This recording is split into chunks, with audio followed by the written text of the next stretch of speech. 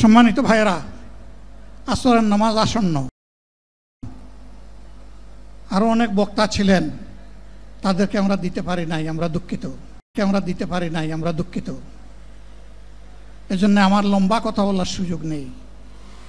যারা এখানে কথা বলেছেন তারা আমার মনের কথাগুলোই তুলে ধরেছেন। আমি শুধু বলতে চাই আগামীর বাংলাদেশটা কেমন হবে। আমি বলি আরেকটা লড়াই হবে ইনশাআল্লাহ। একটা লড়াই হয়েছে ফ্যাসিবাদের বিরুদ্ধে, আরেকটা লড়াই হবে দুর্নীতির বিরুদ্ধে ইনশাআল্লাহ। এই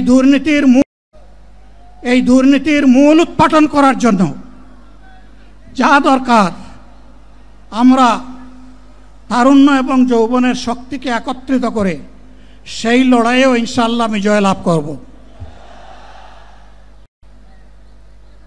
প্রিয় ভাইয়েরা, জামাতে ইসলামী যে দুর্নীতিমুক্ত সমাজ গড়বে তার প্রমাণ কি? তার প্রথম প্রমাণ হচ্ছে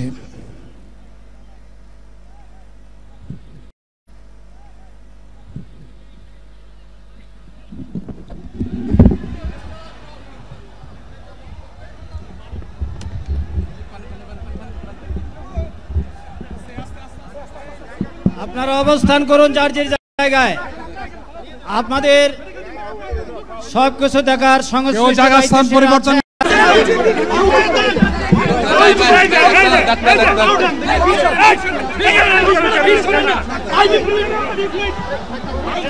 আপনারা নিজ নিজ জায়গায় অবস্থান করুন।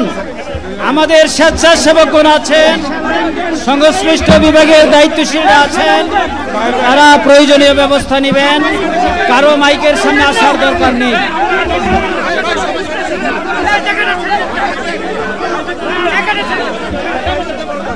আপনারা অবস্থান করুন নিজ নিজ জায়গায়।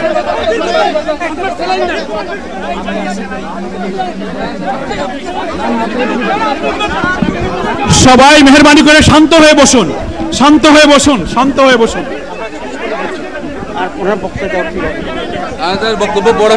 আপনারা সকলে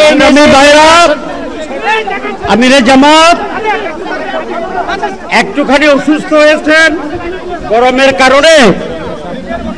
কারণে হয়েছে, কিন্তু উনি বারবারই চেষ্টা করছিলেন বক্তব্য দেওয়ার জন্য।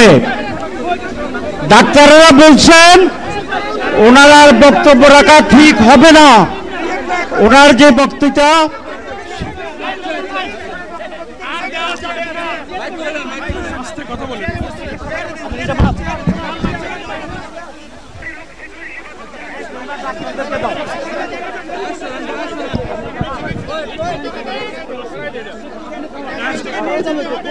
আপনারা নিজ নিজ আসনে উপবেশন করুন। সংগঠনের দায়িত্বশীলগণ প্রয়োজনীয় দিক নির্দেশনা দিবেন। আপনাদেরকে নিজ নিজ জায়গায় অবস্থান করার জন্য অনুরোধ করা হচ্ছে।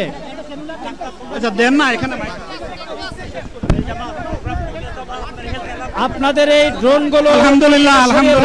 আরে আল্লাহ যত সময় হায়াত দিয়েছেন তত সময় মানুষের জন্য লড়াই করব ইনশাআল্লাহ। এ লড়াই বন্ধ হবে না। বাংলার মানুষের মুক্তি অর্জন হওয়া পর্যন্ত আমাদের লড়াই অব্যাহত থাকবে। বলছিলাম, জামাতে ইসলামী যদি আল্লাহর ইচ্ছা এবং জনগণের ভালোবাসায় বাংলাদেশের মানুষের সেবা করার সুযোগ পায়, তাহলে মালিক হবে না, সেবক হবে ইনশাআল্লাহ।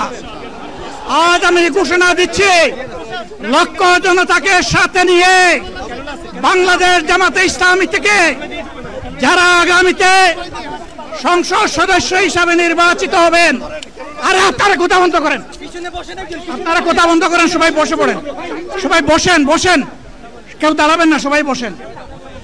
যদি আল্লাহর ইচ্ছায় জনগণের ভালোবাসায় বাংলাদেশ জামাতে ইসলামী থেকে সংসদ সদস্যরা নির্বাচিত হয়ে সরকার গঠন করেন, তাহলে কোনো এমপি, কোনো মন্ত্রী আগামীতে সরকার কিন্তু প্লট গ্রহণ করবে না। কোন এমপি এবং কোন মন্ত্রী ট্যাক্সবিহীন কোন গাড়ি চড়বে না। কোন এমপি এবং কোন মন্ত্রী তার নিজের হাতে কোনো টাকা চালাচালি করবে না।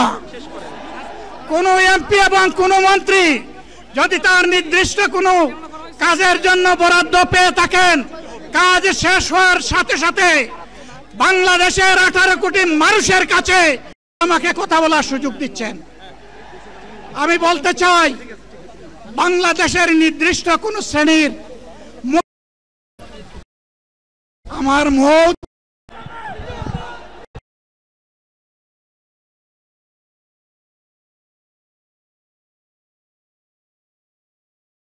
মাটিতে নিশ্চিত করতে হবে।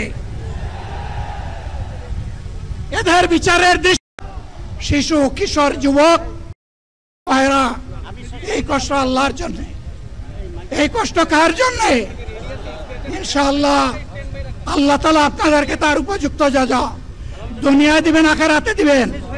আপনাদের এই ত্যাগ